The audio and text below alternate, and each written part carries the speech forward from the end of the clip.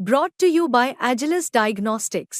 Health test की बात आती है तो मैं भरोसा करता हूँ India largest diagnostics company Agilus diagnostics. खुद को टेस्ट करते रहो। तो आदाब, नमस्कार, गुड इवनिंग, सत श्री अकाल। एक बार फिर आप तमाम लोगों का स्वागत है क्राइम तक की कहानी के इस एपिसोड में। उम्मीद हो पूरी फैमिली अच्छी होगी, अपना और अपनों का ख्याल रख रही होगी। 11 नवंबर की बात है, मंडे का दिन, मतलब अब से 3 दिन पहले रात के करीब 8:15 बजे थे। इटावा रेलवे स्टेशन से पहले और उस वक्त करीब 8:20 8:25 पे एक ट्रेन आनी थी इटावा रेलवे स्टेशन पर, जिसे रुकनी थी। मरुधर एक्सप्रेस इस ट्रेन का नाम था।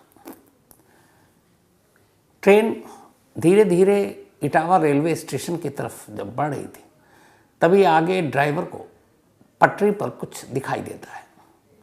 ड्राइवर देखता है कि कोई शख्स ठीक पटरी के बीच में लेटा हुआ है।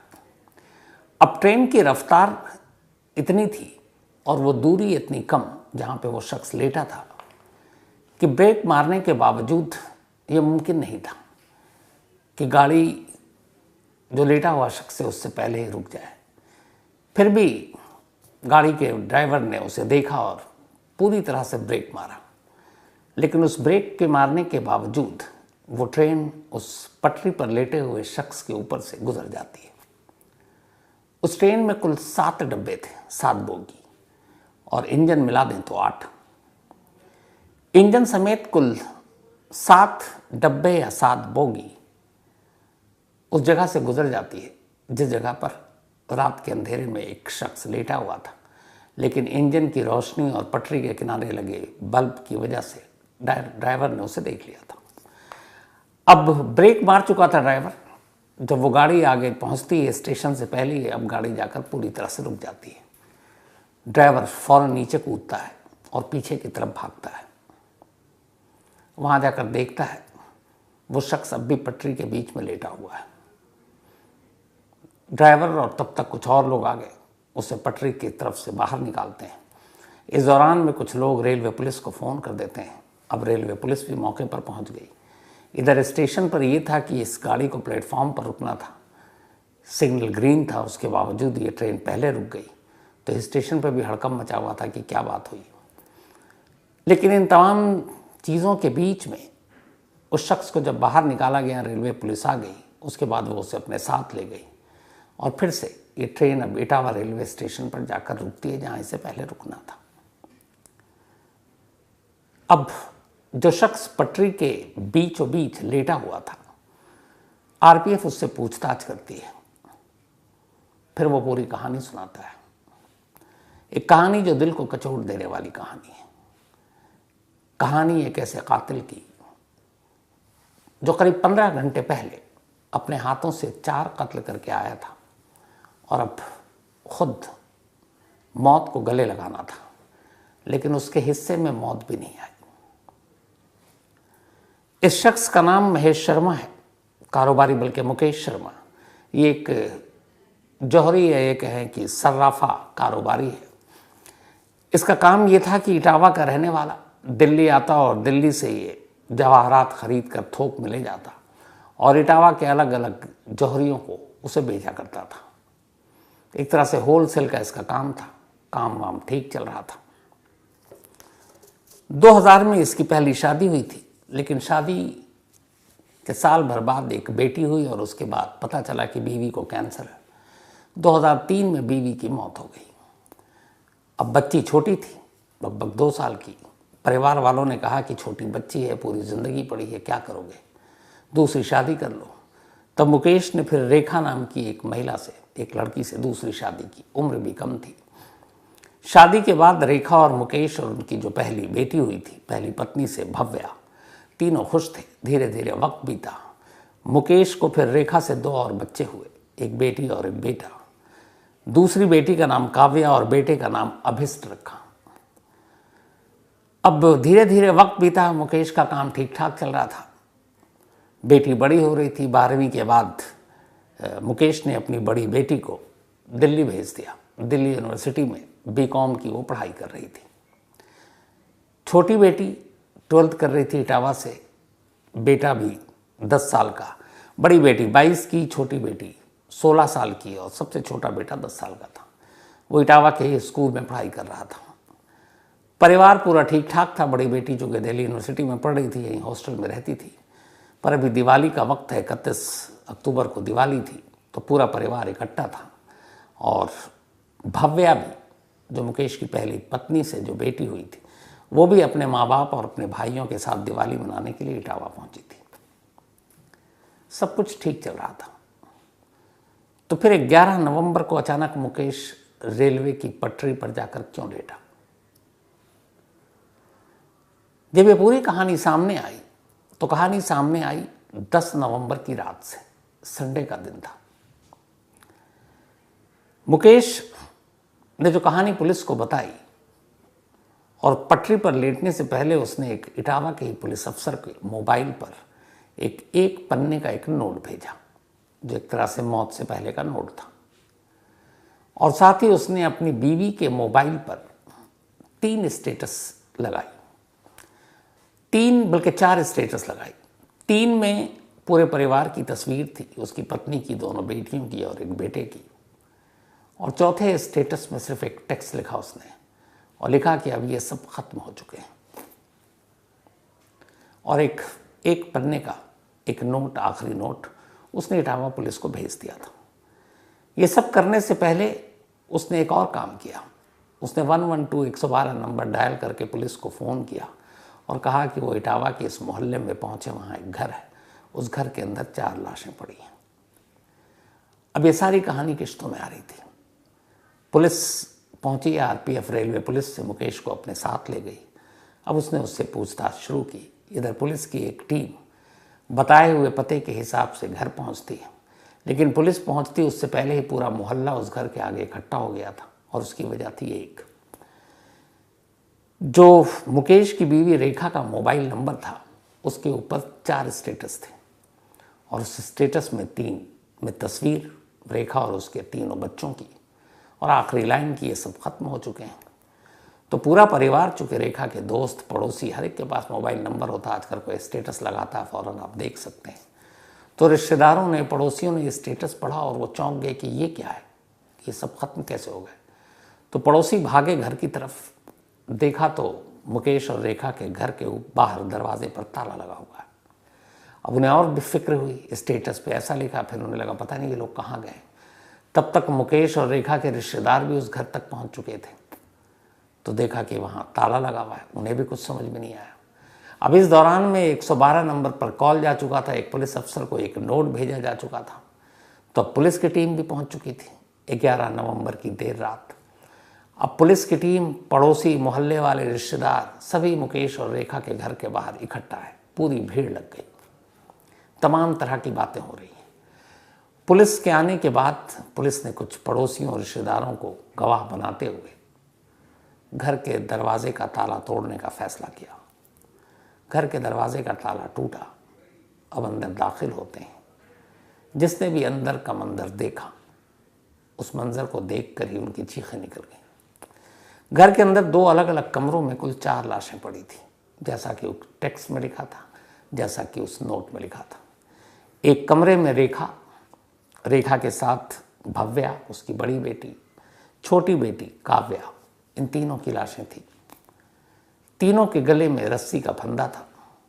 इसके बाद दूसरे कमरे में एक और लाश पड़ी थी, और वो थी इस घर के सबसे छोटे बेटे अभिष्ट की लाश, 10 साल की उम्र।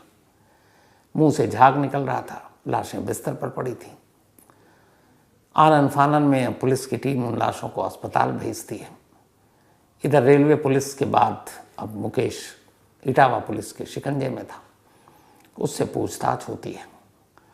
और फिर इसके बाद मुकेश पिछले 1 साल की पूरी कहानी सिलसिलेवार सुनाता है। उसने बताया कि जब उसकी पहली बीवी की मौत हुई तो वो टूट गया था, लेकिन फिर भी घर वालों ने कहा उसने दूसरी शादी की, पर वो अपनी एक बेटी की वजह से दूसरी शादी करना नहीं चाहता था, लेकिन शादी की। पर दूसरी बीवी बहुत अच्छी मिली रेखा, उसने बड़ी बेटी भव्या को भी अपनी बेटी माना। फिर 2 और बच्चे हुए, तीनों जो भाई बहन थे उनमें बहुत प्यार था। कभी भी रेखा ने भव्या को सौतेली माँ होने का एहसास नहीं दिलाया। कारोबार भी ठीक चल रहा था, ज़िंदगी भी ठीक चल रही थी। लेकिन फिर अचानक कुछ ऐसा हुआ कि इसी कारोबार के सिलसिले में कुछ रिश्तेदारों ने उनसे पैसे लिए, और अब वो पैसे लौटा नहीं रहे थे। ये रकम 15 से ज़्यादा लाख रुपए की थी, कुछ के पास 15 लाख, कुछ के पास कुछ और। अब उसने कहा कि जब पैसे लौटा नहीं रहे तो उसके कारोबार पे असर पड़ा, कई लोग आगे पैसे मांग रहे थे, तो धीरे धीरे वो परेशान होने लगा। उसे लगा कि जब घर चलाना मुश्किल हो जाएगा, उधर जो रिश्तेदार थे वो पैसे नहीं दे रहे थे, कुछ रिश्तेदार थे जिन्होंने ज़मीन हड़प ली, तो माली हालत दिन ब दिन ख़राब होती जा रही है एक ऐसे घर की जो अब तक शान से जी रहा था। धीरे धीरे जब वक्त बीता तो फिर एक दिन मुकेश ने कहा अपनी पत्नी से, रेखा से, कि वो इस हालात का सामना कर नहीं पा रहा है, इसलिए वो चाहता है कि वो मर जाए। तो अपनी पत्नी को मैडम कहता था। उसने नोट में लिखा कि मैडम ने कहा कि तुम ऐसा मत करो, अगर तुम नहीं रहे तो फिर हम लोग किसके सहारे जिएंगे।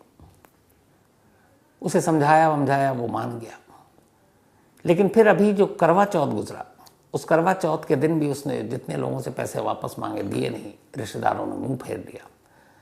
तब उसने फिर रेखा से कहा कि ये सब लोग अच्छे नहीं हैं और बहुत मुश्किल आ जाएगी, तो मैं मरना चाहता हूँ।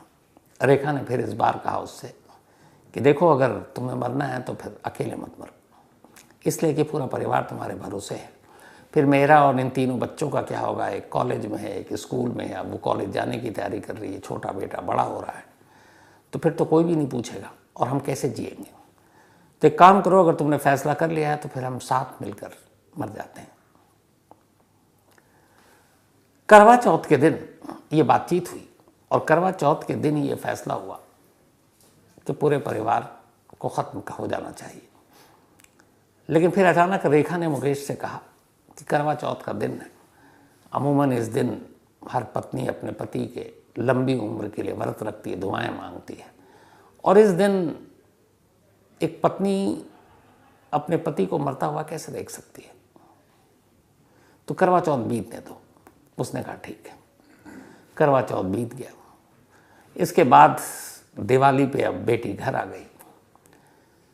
बीच बीच में कई बार मुकेश ने फिर कहा, तो उसने कहा देखो, कभी अकेले मत सोचना, सोचना तो पूरे परिवार के साथ जाने का, ताकि पीछे में हमें कोई फिक्र ना हो कि हमारे बच्चे कैसे हैं, क्योंकि हम सब साथ जाएंगे। 10 नवंबर की तारीख आखिरकार चुनी गई और ये हुआ कि 10 नवंबर को मुकेश ने कहा कि अब जीने का कोई मतलब नहीं है। तो रेखा ने कहा ठीक है। तो 10 नवंबर को पहले रेखा ने खुद ही कहा था कि देखो, मैं अपने बच्चों को मरता हुआ नहीं देख सकती, तो तुम पहले मुझे मारना। तो रेखा को उसने मारने की कोशिश की, पर फंदा ठीक से कसा नहीं, तो आइडिया ड्रॉप हो गया। 10 तारीख की रात बीत गई। अब सुबह हो गई 11 नवंबर की। लेकिन सुबह होने से पहले जब रात को पहली कोशिश नाकाम हुई, तो फिर रेखा ने कहा कि देखो, कुछ ऐसा करो कि सबसे आखिर में तुम मरना और सबसे पहले मुझे, क्योंकि मैं अपने बच्चों को भी उस हाल में नहीं देख सकती, और ये पता नहीं रस्सी वाला क्या है, कैसी तकलीफ होगी जो भी, तो नींद की गोली खिला दो, उससे बेहोशी के आलम में कुछ पता नहीं चलेगा। उसने कहा ठीक है। रात को मुकेश ने बच्चों के लिए पिज़्ज़ा का ऑर्डर दिया। उसने कहा वो नींद की गोली खाएंगे नहीं, पता नहीं कैसा क्या स्वाद लगेगा, तो उसने पिज़्ज़ा मंगाया और पिज़्ज़ा में नींद की गोली मिलाकर बच्चों को खाने के लिए दे दिया। लेकिन वो गोली इतनी ज़्यादा थी कि पिज़्ज़ा का टेस्ट ख़राब हो गया, तो बच्चे ने पूरा खाया नहीं, लेकिन फिर भी इतनी मात्रा काफ़ी थी कि वो गहरी नींद में डूब गए। इधर रेखा ने भी खा लिया, सिर्फ मुकेश ने नहीं खाया, क्योंकि उसे बाकी काम करना था। ये सब करने के बाद देर रात सबसे पहले उसने अपनी पत्नी को मारा। पत्नी को मारने के बाद अब वो एक एक कर बच्चों को मार रहा था। तभी उसका बेटा, जिसने पिज़्ज़ा सबसे कम खाया था, उसकी आंख खुल गई थी। उसने कहा पापा आप क्या कर रहे हो? तो उसने कहा बेटा कुछ नहीं, हम जहाँ होंगे साथ होंगे, तो तुझे अपने साथ लेकर चल रहा हूँ। ये कहने के बाद वो अपने बेटे को भी मार देता है, दोनों बेटियों को मार देता है। अब घर के अंदर 4 लाशें थी और ये सब कुछ सुबह 5 बजे से पहले हो चुका था 11 नवंबर को। ये सब करने के बाद अगले 10-12 घंटे तक मुकेश उसी घर में रहता है, उन्हीं लाशों के बीच। 3 लाशें एक कमरे में थी, 1 लाश दूसरे कमरे में। कभी इस तरफ बैठता, कभी बेटे की तरफ जाकर बैठता। और इस तरीके से धीरे धीरे शाम हो गई। जब शाम हुई तो फिर उसने सबसे पहले अपने एक एक कर रिश्तेदारों को फ़ोन करना शुरू किया। उसने कुछ कुल मिलाकर 20 कॉल किए और हर एक से बहुत नॉर्मल बात की। किसी को ये नहीं इजहार किया कि वो क्या कर चुका है या क्या करने जा रहा है। फिर अपने बड़े भाई से आखिर में बातचीत की। बड़े भाई ने कहा कि मैं इस वक्त मंदिर में हूँ, पूजा करने आया हूँ, पूजा ख़त्म करते ही तुझे कॉल करूँगा। और ये सारी बातचीत हो गई।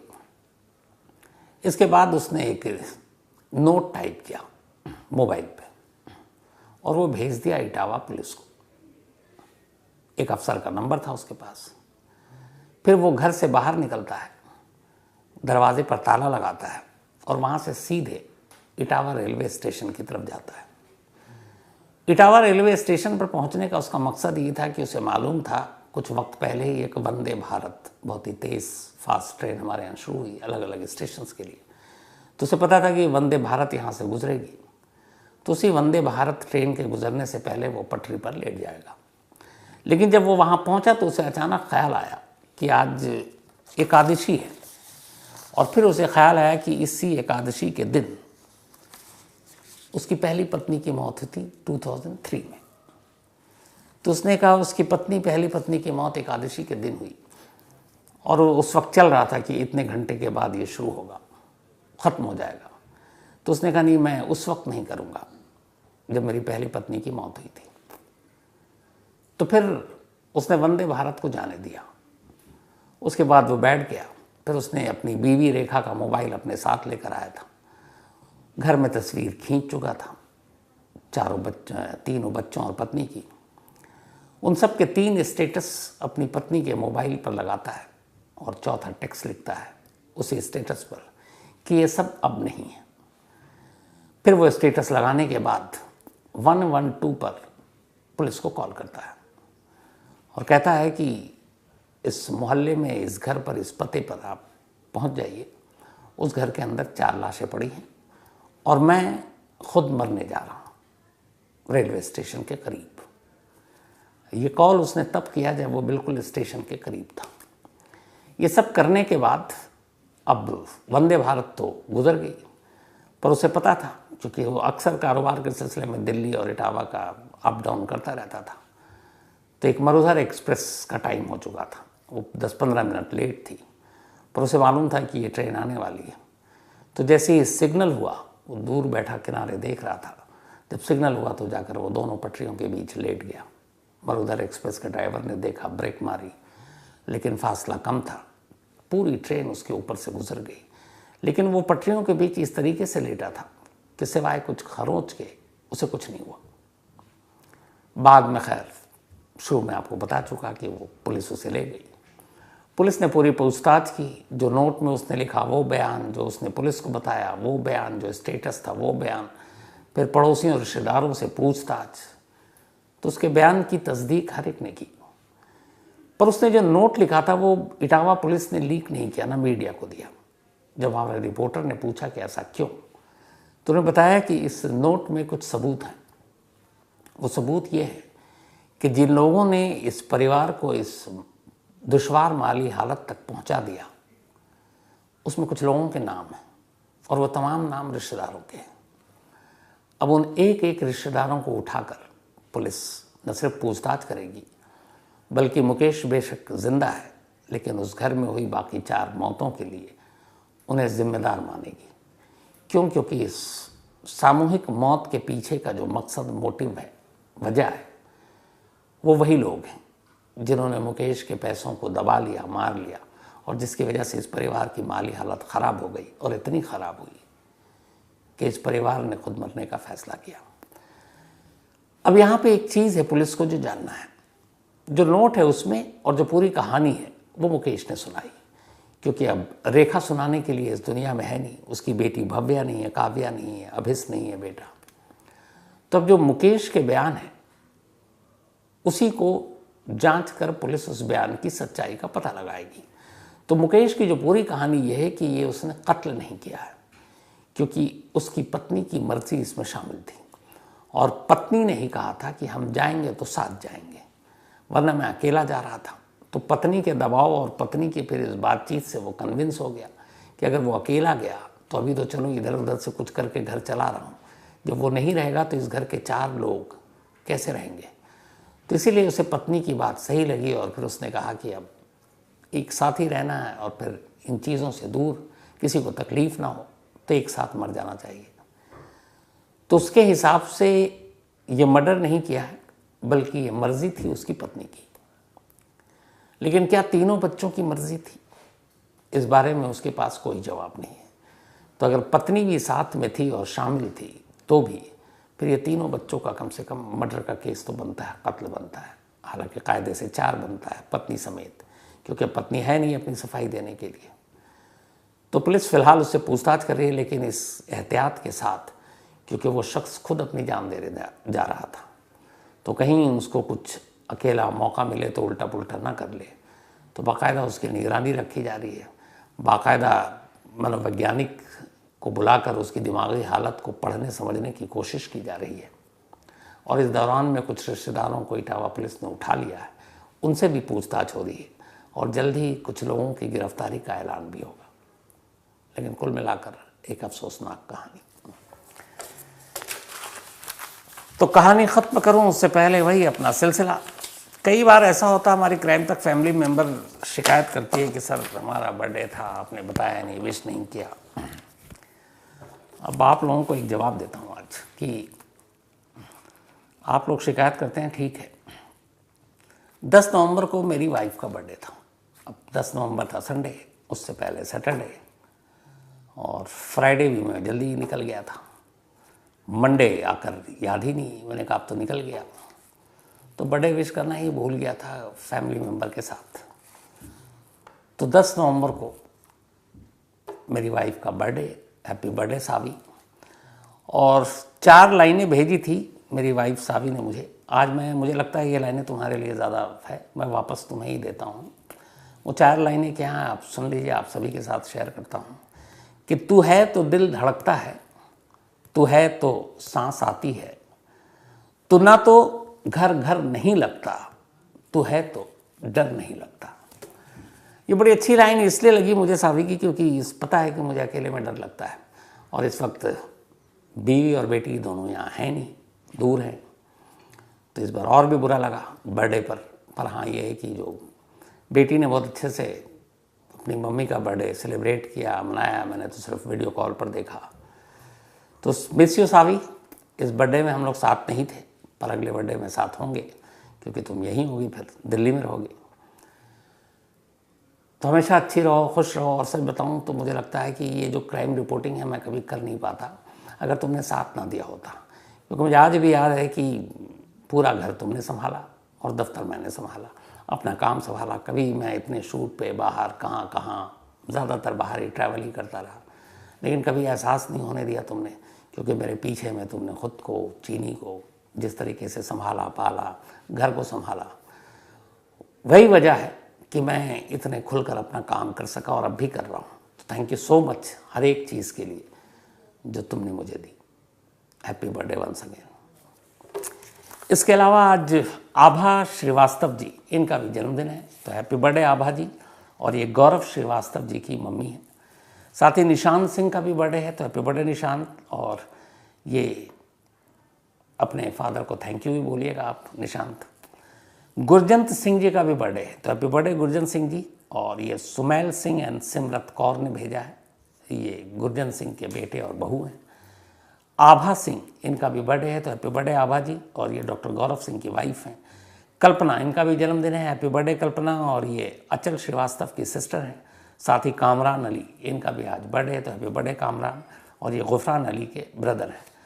साथ ही आज संदीप सपालिगा, इनके पेरेंट्स की मैरिज एनिवर्सरी है। तो संदीप भाई, आपके पेरेंट्स को पूरी क्राइम तक फैमिली मेंबर की तरफ से हैप्पी मैरिज एनिवर्सरी। दोनों हमेशा अच्छे रहें, ऊपर वाला लंबी उम्र दे। इसके अलावा Mannat Siddiqui and Mohammad Saddam, thank you so much आपके मेल के लिए सद्दाम। लवजीत शिरा, इन्होंने कहानी की फरमाइश की है। Shankar Rajput, thank you so much आपके मेल के लिए। गुलविश, थैंक यू सो मच गुलविश, और जल्दी आपकी पसंद की कहानी सुनाता हूँ। और इसके अलावा Ram Narayan, thank you so much Ram Narayan साहब, और पक्का कभी मौका मिला और हैदराबाद आऊँगा तो आपसे ज़रूर मिलूँगा। तो कहानी में आज इतना ही। अब आपसे मुलाकात होगी कल रात 9 बजे किसी नई कहानी के साथ। तब तक अपना और अपनों का ख्याल रखिएगा। Thank you very much.